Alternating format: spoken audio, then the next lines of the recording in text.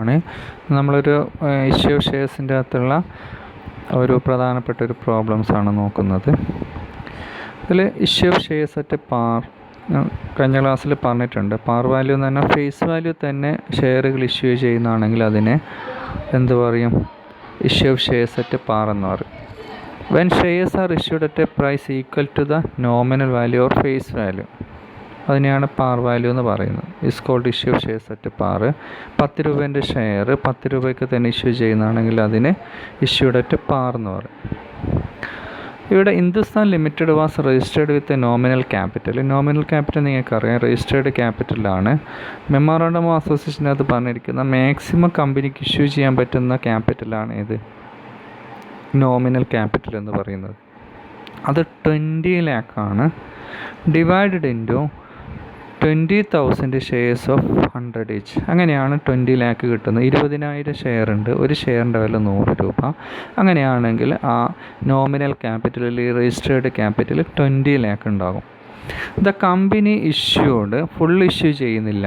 കമ്പനീൻ്റെ അടുത്ത് ആകെ എത്ര ഷെയർ ഉണ്ട്? 20,000 ഷെയർ ഉണ്ട്. അതിൻ്റെ പകുതി മാത്രമേ ഇഷ്യൂ ചെയ്യുന്നുള്ളൂ. 10,000 ഷെയർസ് മാത്രമേ ഇഷ്യൂ ചെയ്യുന്നുള്ളൂ. പാറിലാണ്. പാർ വാല്യൂ എന്ന് പറയുന്നത് ആ ഫേസ് വാല്യൂ തന്നെ 100 തന്നെയാണ് ഇഷ്യൂ ചെയ്യുന്നത്. അത് 20 ഓൺ അപ്ലിക്കേഷൻസ്, 30 ഓൺ അലോട്ട്മെൻറ്റ്. അപ്പോൾ 20ഉം 30ഉം 50 ആയി. 20 ഓൺ ഫസ്റ്റ് കോൾ 70 ആയി. 30 ഓൺ ഫൈനൽ കോൾ എന്ത് ചെയ്തിട്ടുണ്ട്? ഫുള്ളായിട്ട് വിളിച്ചിട്ടുണ്ട്. All shares are subscribed by the public amount duly received. എല്ലാ എമൗണ്ടും കിട്ടിയിട്ടുണ്ട്. ജേണൽ എൻട്രീസ് ആണ് ചെയ്യാനുള്ളത്.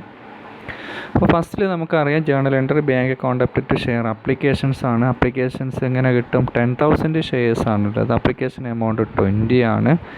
അപ്പോൾ 10,000 × 20 2 lakh ആണ്. അപ്പം bank account update to share applications 2 lakh എന്ന് കിട്ടിയിട്ടുണ്ട്. ആ എമൗണ്ട് എവിടത്തേക്ക് ട്രാൻസ്ഫർ ചെയ്യണം? ഷെയർ ക്യാപിറ്റലിലേക്ക് ട്രാൻസ്ഫർ ചെയ്യുന്നു. Share application account update to share capital 2 lakh വരും. ഇനി എന്താ? അലോട്ട്മെൻറ്റ് മണി ഡ്യൂ ആകുന്നതാണ്. അലോട്ട്മെൻറ്റ് ഡ്യൂ ആകുമ്പോൾ share allotment account to share capital 10,000 shares ആണുള്ളത്. അലോട്ട്മെൻറ്റ് എമൗണ്ട് 30 ആണ്. ഇവിടെ തന്നിട്ടുണ്ട് 30 എന്ന്. അപ്പം 10,000 × 30 എത്ര? 3 lakh ആണ്.